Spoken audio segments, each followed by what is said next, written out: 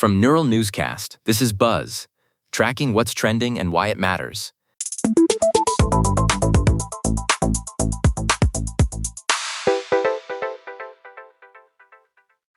The feed is moving fast today, and we are keeping you ahead of it.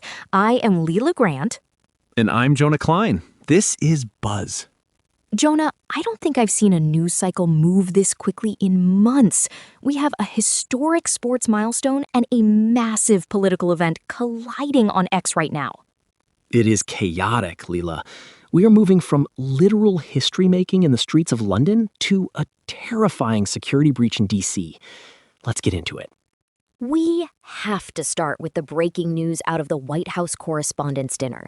A night of prestige turned into a crime scene when shots were fired at the event attended by President Trump and J.D. Vance. The suspect has been identified as 31-year-old Cole Thomas Allen from Torrance, California. The details coming out about Allen are already fueling massive speculation. He is a Caltech engineering grad with a master's in computer science. It is not exactly the profile people expect, which is why the internet is digging so deep into his digital footprint. Exactly. Mario Nawfal has been posting updates that are getting millions of views.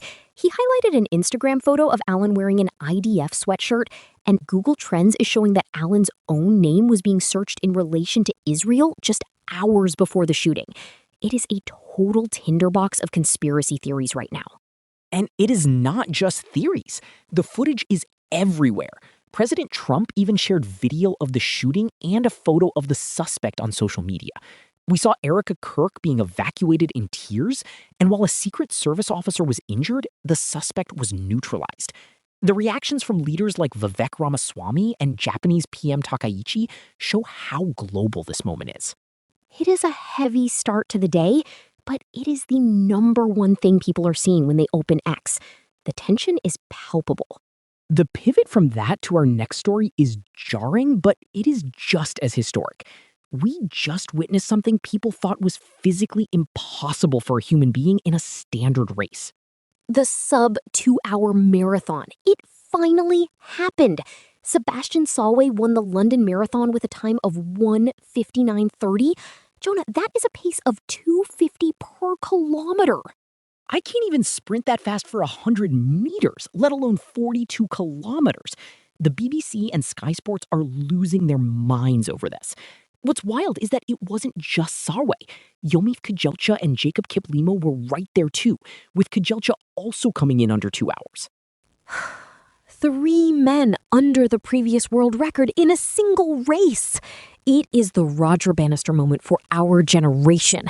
The videos of Sawe crossing the finish line are everywhere, and the Kenyan leaders are already out in force celebrating him. It is a massive win for athletics. People are calling it the greatest distance race in human history.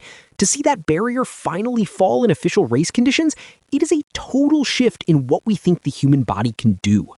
From human limits to the limits of translation. There is a fascinating debate happening on X right now about Japanese social media culture. Jonah, have you seen what Kanon Aoki is saying? The former Fuji TV presenter? She is basically saying that X's auto-translation is ruining Japan's brand. The idea is that the language barrier used to act as a shield, hiding the more blunt or rude comments from Japanese users. Japan has this global reputation for being a polite society, but Aoki argues that grok-powered auto-translations are exposing the reality of online discourse there. It is creating this weird cultural clash where the world is seeing a side of the Japanese internet they weren't supposed to. It is the end of the digital secret garden. When you can click one button and see exactly what someone is complaining about in a different language, that polished international image starts to crack. It is a huge conversation about authenticity versus reputation. While we are talking about Japan, we have to mention a viral moment for the anime fans. Idol Otani Emiri just broke the internet with a Makima cosplay from Chainsaw Man.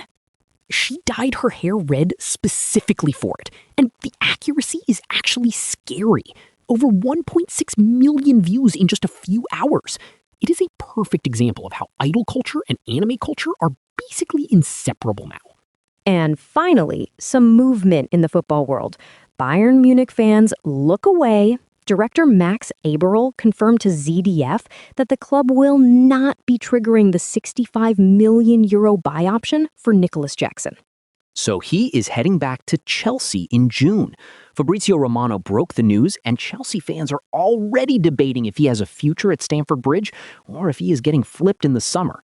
43,000 likes on that update show people are invested in the Jackson drama. From assassination attempts to 159 marathons and anime cosplays, it is a high-velocity day on the timeline. We've covered the stakes, the stats, and the subcultures. That is the beauty of the internet, Leela. It is everything, everywhere, all at once. I am Lila Grant. And I'm Jonah Klein. This has been Buzz. Neural Newscast is AI-assisted, human-reviewed. View our AI transparency policy at neuralnewscast.com.